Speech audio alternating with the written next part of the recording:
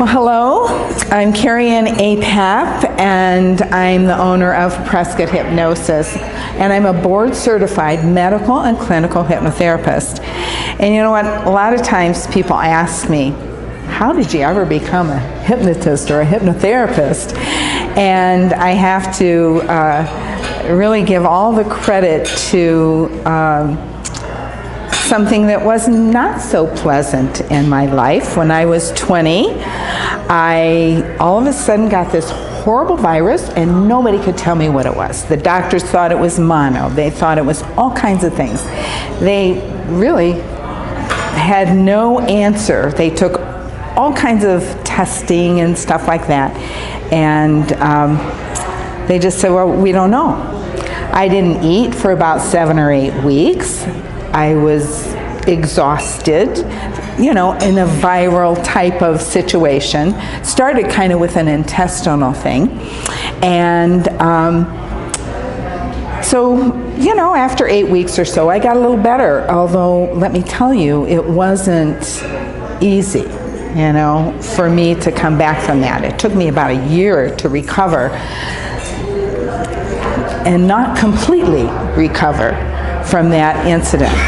So many years later, you know, through the years, it was interesting because that was the summer that I met my husband, the love of my life, and we've been married now for 48 years this August.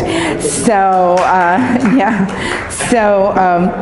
anyway, we had a wonderful summer, and we were up late a lot, and we saw each other every day, and it was just very lovely. But at the end of the summer, in the fall, is when I actually got sick. So through the years, I had a family, I had businesses and things like that, and if things got a little stressful or I overtired myself, I would get into one of these bouts. And I learned through the years how to cope with it as far as eating and things like that goes. Still, nobody could tell me what it was. In 1990, finally, I had a physician that had a clue of what it might be. And I just think that they were more aware of this particular situation. And he took a blood test, and he came back and he said, Carrie, he said, you have something called EBV, Epstein-Barr virus. And he said, there really is nothing we can do about it. He said, so go home and rest, eat well, but, you know, really there's nothing we can do. So I, of course, wanted to research. Didn't have the internet at that time, so I went to the bookstore. I bought books about Epstein-Barr, wanted, you know, so that I could find out what to do. Most of them were written kind of from a holistic point of view, and I just kind of did some of that type of thing. One of my clients at the time said to me, Carrie, you need to read this book about self-talk and affirmations. And I thought, oh, well, that sounds good. I was open to anything and everything. And of course I did. I read the book, and I thought, well, this really makes sense.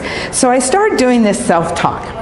You know, that I was better and better every day, and that I had more energy, and, you know, I was comfortable throughout my day, those kinds of things. And I have to tell you, at first it felt like a lie, because I was in what I call a diseased mindset. I was getting up every morning looking for what's wrong. Right? How's it going to be for me today? And so I just kept doing it. On some level it made sense, and I thought, what's it going to hurt? I'm just going to keep talking to myself in this positive way. Well, after a while, that diseased mindset kind of shifted towards a mindset of wellness. And when I started focusing on how well I was every day, all of a sudden wonderful things happened, miracles happened. Physicians came into my life, practitioners and nutritionists, wonderful people came into my life to really help me heal. And I finally felt better than I had in years. Well, one of the things that I would say to myself, I would meditate and I would go for walks and I would be laser focused on this one statement, that I was radiantly healthy in body, mind, and spirit. I just kept focusing on that.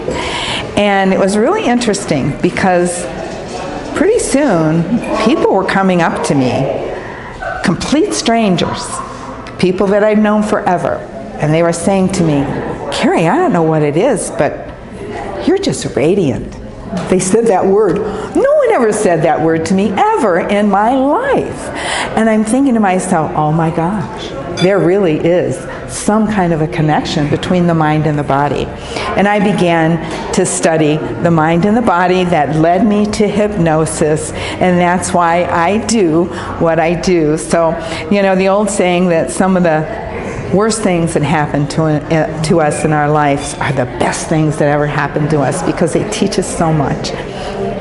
Okay, so all right, I just got the message. I have 2 minutes here, so I'm going to just very briefly point out a program that I'm doing. I'm really excited, especially this week, about this program. I've been doing it for probably about 3 years now. It's called the Virtual Gastric Band for Weight Loss.